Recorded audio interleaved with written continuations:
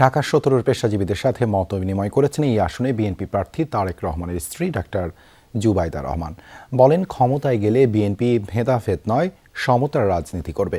এ সময় বিএনপি নির্বাচন পরিচালনা কমিটির চেয়ারম্যান নজরুল ইসলাম খান বলেন, শুক্রবার ঘোষণা করা হবে দলের নির্বাচনী ইশতেহার।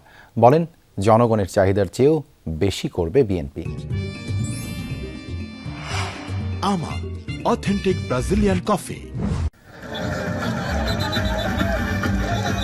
দলের পাশাপাশি ভোটের প্রচারণায় সক্রিয় জিয়া পরিবারের সদস্যরা বুধবার বিকেলে হাতিরঝিল অ্যাম্ফি থিয়েটারে পেশাজীবীদের সঙ্গে মতবিনিময় করেন ডাক্তার জুবাইদা রহমান। আয়োজনে অংশ নেন ডাক্তার, ইঞ্জিনিয়ার, আইনজীবী সহ অন্যান্য পেশাজীবীরা।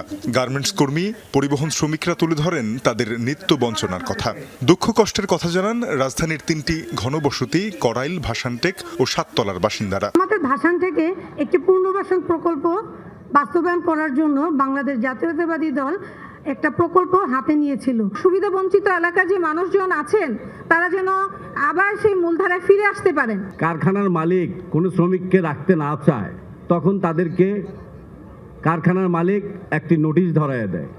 কি নোটিশ? লেখা থাকে সাময়িক বরখাস্ত। আমাদের জোরপূর্বক কাজের কর্মঘণ্টা বাড়ায়, আমাদের প্রেসার ক্রিয়েট করা হয়, আমাদের জোরপূর্বক প্রোডাকশনে চাপ দেওয়া হয়।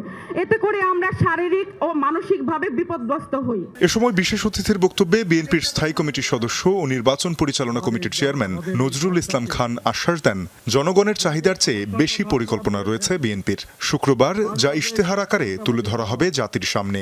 জনাব তারেক রহমানের নেতৃত্বে আগামী পরশু যে নির্বাচনী ঘোষণা পেশ করতে যাচ্ছে, আপনারা দয়া করে পড়বেন সেটা। আপনারা যা যা চেয়েছেন তার চেয়েও বেশি বিএনপি আপনাদের জন্য করবে ইনশাআল্লাহ। প্রধান অতিথির বক্তব্যে ডাক্তার জুবাইদা রহমান বলেন, বিএনপি দলের আগে দেশ, সবার আগে বাংলাদেশ নীতিতেই এগোবে।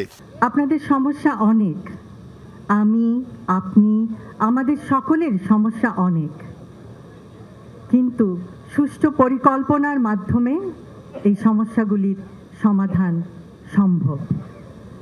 আমাদের রাজনীতি সুষ্ঠু পরিকল্পনার রাজনীতি। এখন আমাদের গৌরবের নতুন সূর্যোদয়। ক্ষমতায় গেলে বিএনপি ভেদাভেদ নয়, সমতার রাজনীতি করবে বলে প্রত্যয় ব্যক্ত করেন জুবাইদা রহমান। করব কাজ, গড়ব দেশ, সবার আগে বাংলাদেশ।